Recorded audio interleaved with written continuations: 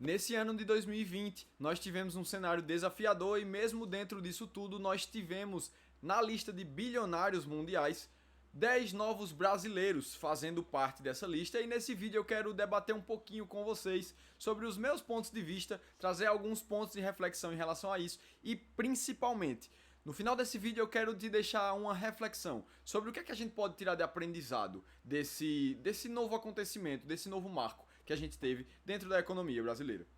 Então, antes de tudo, antes de começar o vídeo, eu queria falar primeiro quem foram esses tais 10 novos bilionários brasileiros, né? E entre eles tem alguns um pouco mais conhecidos que eu tenho certeza que vocês vão conhecer também.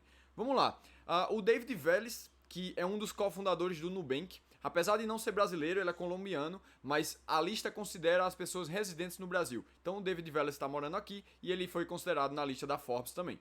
O Guilherme Benchimol, da XP Investimentos, o André e o Eduardo, lá da Stone, cofundadores da Stone, máquina de pagamento, o Rubens Menins, da MRV Construtora, o Jorge Pinheiro e o filho da operadora de saúde Apvida, a família Pfeffer, da Suzano, que é uma empresa de papel e celulose, o Rubens Ometo, da Cosan, o Jaime Garfinkel, da Porto Seguro e o Guilherme Leal, da Natura, tá?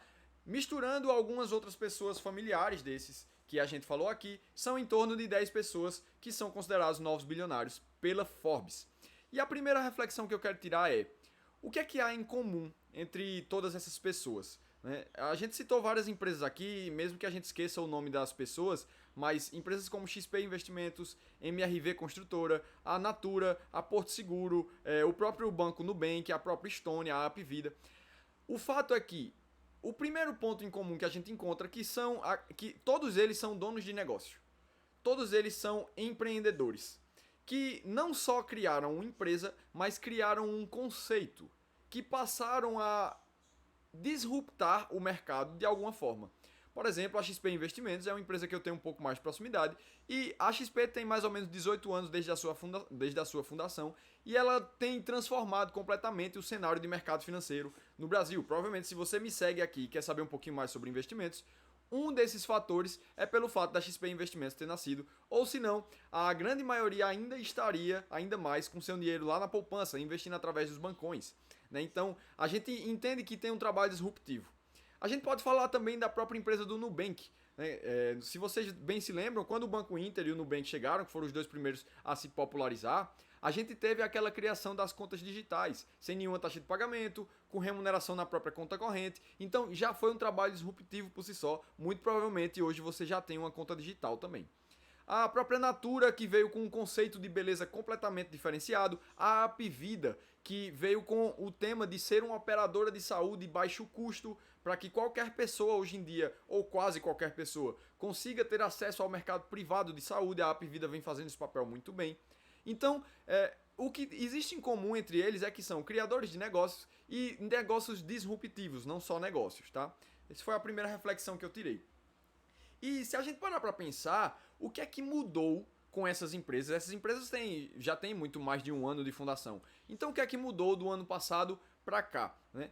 Num cenário de crise, quando a gente vive, não existe destruição de valor necessariamente. O valor ele é transferido da mão de uns para outros. E muito provavelmente essas empresas, não só os grandes empreendedores, tiveram uma obtenção de recursos maiores. Mas a custo de quê? É isso que eu quero dizer. O que é que mudou de um ano para cá?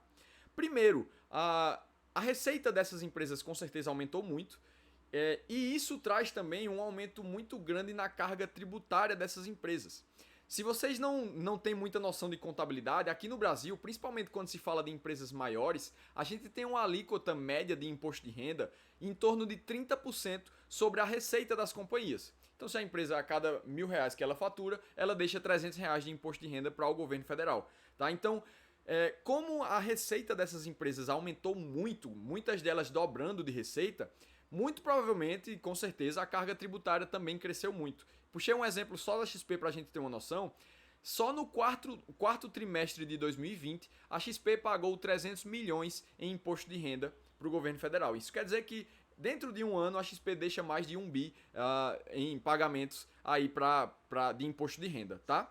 E sem falar nisso, a quantidade de empregos que é gerada também quando uma empresa dessa cresce. Tá? São coisas que mudam de um ano para o outro quando essa empresa cresce. A Apvida, para vocês terem uma noção, lá no meio do olho do furacão da pandemia, ali em março e abril de 2020, ela abriu 400 novas vagas de emprego. Tá? Ela estava precisando, estava necessitada e os setores eles vão se complementando. Então, com certeza, essas empresas, por crescerem, geraram uma quantidade enorme de novos empregos. Né? Hoje a gente vê a taxa de desemprego no Brasil um pouco maior do que historicamente ela tinha. Mas, ao mesmo tempo, essas empresas específicas estão com um número de contratação assim enorme, tá? Que mais? A gente teve um aumento da arrecadação. Então, essa é uma reflexão do que mudou do ano passado para cá. Né? Se a gente for falar, já voltando a falar dos novos bilionários, né, de forma mais direta, o que é que torna uma pessoa física um novo bilionário? Basta que você tenha um aumento patrimonial que passe de $1 bi, nesse caso que é a lista da Forbes. Então vamos supor um exemplo que se você tem uma casa própria e essa casa custa R$200 mil. Vamos supor que daqui a 2 meses, 6 meses, chegue um corretor de imóveis, bata na tua porta e diga: doutor, essa tua casa hoje ela não vale mais R$200 mil, ela vale R$1 milhão. O máximo que vai acontecer é você pensar em dizer: pô, que bacana, né? Mas se você tiver um certo conforto e apego dentro daquela casa, muito provavelmente você vai permanecer nela e a vida vai seguir igualzinho como ela já estava um dia anterior. Então, existe apego emocional, existem outras pessoas que dependem de você e muito provavelmente o seu pensamento é passar aquele imóvel para a próxima geração em forma de herança. Né? Se é assim para um imóvel, não é tão fácil de você vender aquele imóvel e colocar no bolso, principalmente com uma valorização dessa.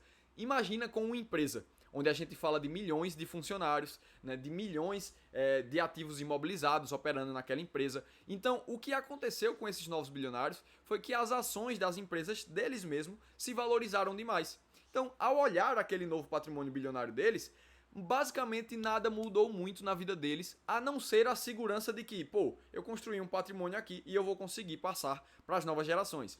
Mas o fluxo de caixa, o lucro gerado realmente pelas empresas dele, não necessariamente aumentou para que aquele dinheiro vá para o bolso deles. Para vocês terem uma ideia, por exemplo, o David Vélez lá, que é um dos cofundadores do Nubank, a empresa Nubank não deu lucro ainda. É isso mesmo, a empresa Nubank ainda roda no prejuízo. Então, apesar de ter um patrimônio bilionário, esse cara, o David Vélez, nunca viu dinheiro realmente do lucro líquido do próprio Nubank. Tá? Então, aumento patrimonial é algo muito diferente de ter dinheiro no bolso, de ter liquidez. Tá?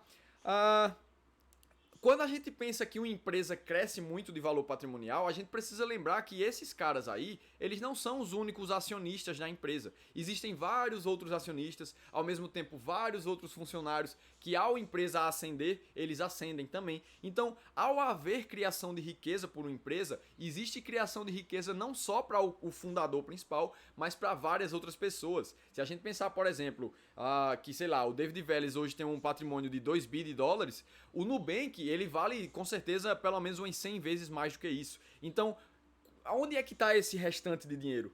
Ele é patrimônio de outras pessoas também que acabaram agregando valor na sua própria vida, tá? E para a gente fechar essa linha de raciocínio aqui, a gente precisa entender que pobreza e desigualdade são coisas diferentes. Imagina que você vive numa população onde todo mundo tem a mesma faixa patrimonial e todo mundo vive ali com 1 ou 2 salários mínimos. Isso não quer dizer que a população seja rica, mas é com certeza uma população igualitária. Tá? Então, por exemplo, os Estados Unidos é um dos países mais desenquadrados em questão de igualdade que vai ter no mundo. Só que, ao mesmo tempo, é um dos países mais ricos. Então, a gente preferiria estar num país rico ou num país igualitário? Essa é uma primeira pergunta a se fazer. Então, o que é que a gente tira de lição de tudo isso no final das contas? Né?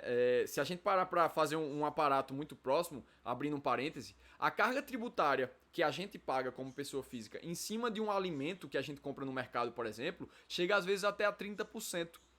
Então, aí sim, essa carga de imposto talvez afete um pouco mais diretamente as classes mais baixas. Mas o final da reflexão, o que é que fica de lição pra gente? Né? Primeiro de tudo, todos esses novos bilionários, eles resolveram algum problemão que a gente tinha na sociedade. Ou estão ainda resolvendo, ou sonham em resolver. né? Então eles foram disruptivos. A gente começou o vídeo falando sobre isso. Então, a pergunta final que eu quero deixar é: será que a gente seria melhor como sociedade, como povo, como riqueza, se a gente tivesse ou se a gente não tivesse esses bilionários?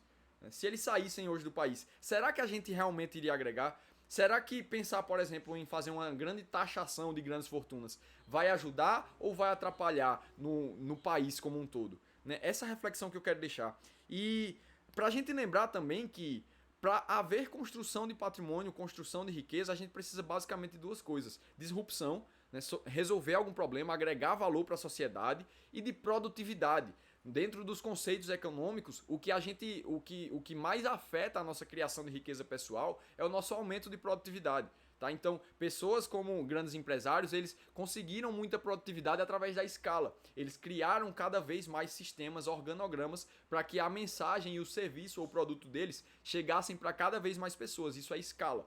Tá? Então, se a gente trouxer essa reflexão para o nosso próprio trabalho, para o nosso próprio emprego, para o seu próprio negócio, a gente precisa lembrar que produtividade e escala são palavras mágicas. E eu não vou responder porque o motivo desse vídeo é realmente gerar essa reflexão. Estaríamos nós melhores com ou sem os novos bilionários brasileiros? Então, eu quero agradecer você que assistiu até aqui e se sentir à vontade, digita aqui embaixo o que é que você pensa sobre isso e até a próxima.